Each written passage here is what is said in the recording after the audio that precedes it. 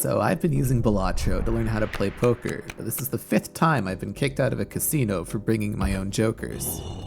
I'm starting to think that Balatro might not be an accurate depiction of poker, but PEGI, the Pan-European Game Information Content Rating Board that provides age classifications for games in 41 countries, says that Balatro is a gambling game, leading to a PEGI 18 classification. That means that Balatro is only related for players 18 and up.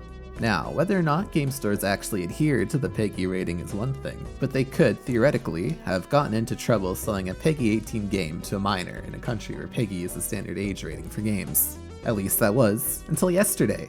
That's right, Balatro, the game about adding and removing cards from your deck to make poker hands to try and beat a virtual score, including jokers that modify your score depending on certain factors, was classified as a PEGI 18 game with simulated gambling elements until yesterday. But after a successful appeal submitted by a publisher sold out sales and marketing, the complaints board concluded that although the game explains the various hands of poker, the game contains enough mitigating fantastical elements, like the jokers I mentioned, that weren't a PEGI 12 rating. Another game with gambling elements, Luck Be a Landlord, which features a slot machine mechanic, also had a successful appeal submitted by their publisher Fangamer. Even though a slot machine mechanic was featured, there was no specific transferable gambling skills, and the game can therefore be rated as PEGI 12. I haven't played it yet, but it is on my list.